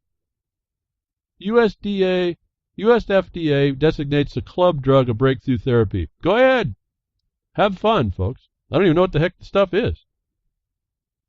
Chemistry-wise, chemistry has always kind of fascinated me, but other than that, I've never been into this drug stuff. And yet I see the adverse effects of it, and here the government's going to hand you more. And then complain about it. It's just insanity. California initiative would decriminalize psychedelic shrooms. Why? Because they've now found that it actually helps PSD or whatever, PTSD. And here's it says right here, what I want to do, and this is the guy who initiated the ballot, and this is why I wanted to tell you all, you folks have the initiative power in certain states. You bring the initiative. You work hard to get the signatures. You can bring a law before the people, whatever you think you need, and the people can vote on it and not be filtered through the Bar Association or the political party controls. And what this gentleman was saying about this psilocybin condition and his research, and he went and got the facts about how this could help, what I want to do is take the shackles off. I want to have an adult conversation. Well, I don't agree that with him that we're insects, adults. But I do agree that he wants to take the shackles off, because I do agree we're slaves. Whether that be in our inaction, whether that be our assumptions, whether that we're subject to exactions of every kind. That's extortions, folks. If you don't understand this, the government has given its license to extort from you. That's a felony everywhere I know. But this gentleman knows you're in shackles. You should too. What's sad for me to read, it's a little further on. It says, one of the reasons is not only are soccer moms high now, but some of them are taking shrooms. It is not a very high value for the society, is it? This is where you're watching, they're telling you the truth of how we're sliding down into the stinking abyss if it wasn't a swamp. As I've told you, we're all doing ever so slowly. Here's another aspect of it. All these chemistries are no good for us, and yet they prescribe them for us and they give us cover. They may very well, psilocybin may very well help people. Again, a natural product, not adulterated, not concentrated, too much at least by the preparation, has valid medicinal value. These substitutions, maybe not so much. So you see, like the covering of a pharmaceutical problem with the allowance of the problem that's starting to cost the government an exposure that they don't need anymore, that they have a different plan to put you all under and keep you under the influence of whatever you're going to choose now. They don't want you responsive. That a mom is under the influence of drugs, I don't know what to tell you, how bad that makes me feel, that I know that's the reality, but there's nothing I can do about that. Where did people go that they thought that? I wouldn't, there was just no thought in my mind that I could imagine that I would be under the influence of anything while I was looking over little ones at all. And that's been a conscious decision in my life. At all. That we now have admissions that people are walking around just blitzed. Whatever you want, now they're going to give it to you. Because there's a bigger plan afoot, and they don't want you responding properly. They want you to understand how to respond to properly, and it's not going to be on your own, but it's going to be that you respond at all. And so what they do, they give you all these prescriptions, all these pesticides, they do a little bit here, a little bit there. The impacts are cumulative. No one actually looks at the law that says it's supposed to be checked. They don't give you a remedy for the trespass. They don't allow that to you, but they can take, and they use this as an example, a provision that allows them to impose more. So while California is going to go ahead and let you use those shrooms, and they're also looking to do other things, like other states decriminalizing all these things that were heretofore felonies that put you in jail, non-victim crimes again. They're not going to hand them to you. And you have a biological process, and all these pharmaceuticals that are substitutes for all these natural these things are going through your biological process, and you have this evacuation process that has to go, and that has to go somewhere and get treated.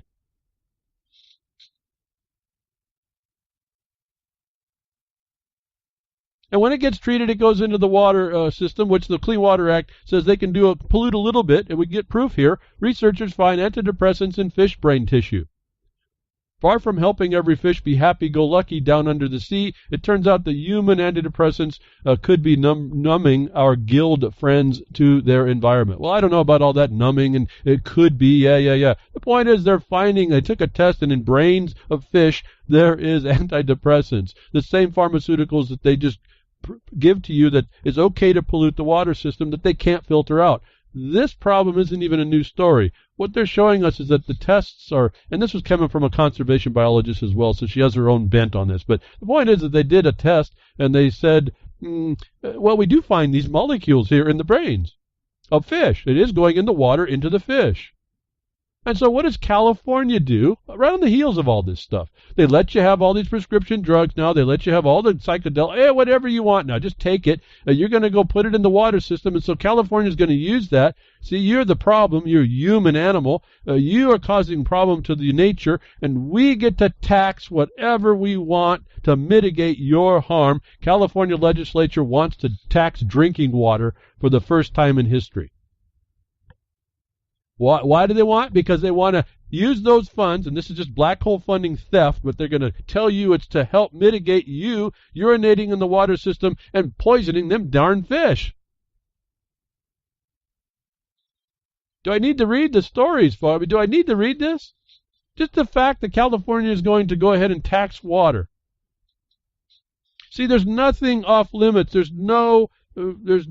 Everything's now a luxury as well. It's all beyond, it's all prosperity, and you live in austerity, so everything you get, even water, is not a natural resource, not a natural right for humans to drink water, you little animals. No, we're going to tax it because you excrete these chemicals that you need, that you keep coming into us to take, and we license these people that it's okay to pollute you a little bit, and you start polluting the water, and your impact is so much, we're going to tax you.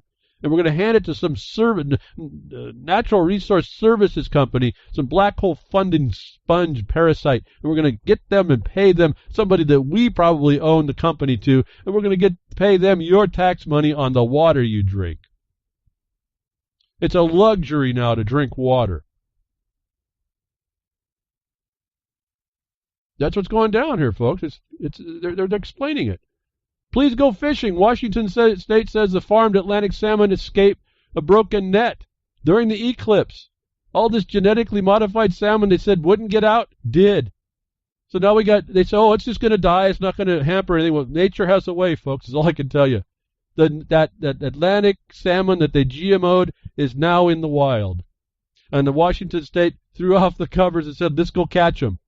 They don't have a plan. It all happened during the eclipse, which I found pretty fascinating generally. High tides, folks. Didn't even have a plan. Containment net broke. So we have a GMO'd fish now in the wild. What they said wouldn't ever happen. It'd be too far away. Oh, but don't worry about it. It's not going to breed. They got no guarantee of it. They can't know where the fish are. They're getting you to go do it. Are these the same fish that ate the food that had the prescription drugs and antibiotics in it they want you to eat as well? You can better bet that it is. And all this control, they use black hole funding to get some service company to come in under these private public partnerships and to steal you blind and cause more control and regulation. Thank you for tuning in today. I hope something I said opened your eyes, get you awake, slumbered, and maybe you get out of bed quick and put the foot of your bed off a fire.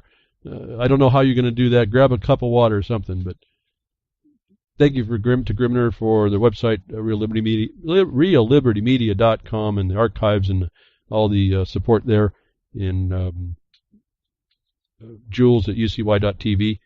I appreciate the broadcast, and the recast on Thursday, and extraterrestrial broadcasters, and then the social network, freedomsnetwork.com. I went blank on that at any rate.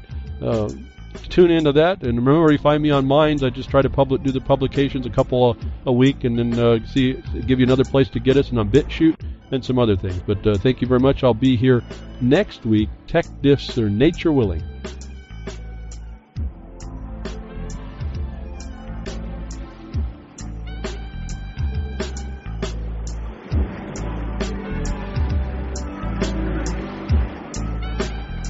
Well, that's another lesson. I hope with today's information you can take it to those that misbehave. From behind the woodshed, leaving his mark on the beast, this is Hal Anthony. Till next time, journey with purpose.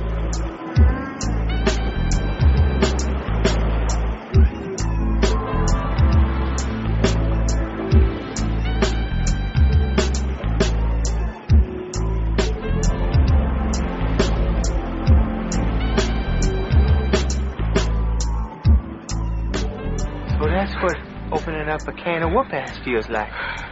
Son, you just opened a whole case of whoop-ass.